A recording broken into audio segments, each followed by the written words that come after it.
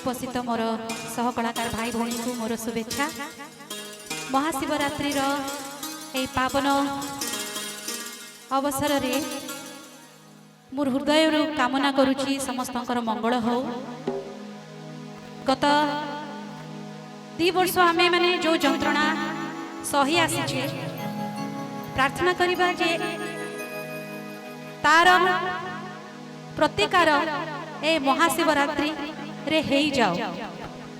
आमे माने जो जंत्रणा रे जो भय रे आक्रांत होई थिलु निजर बहुत लोकों को आमे हरैछु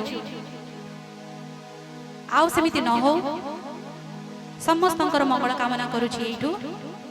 आज जो भजन रु आरंभ करबा को जाउछि आपण मानक सम्मुख रे आशा करुछि आपनक मन रे टिके जागा करि परिबे।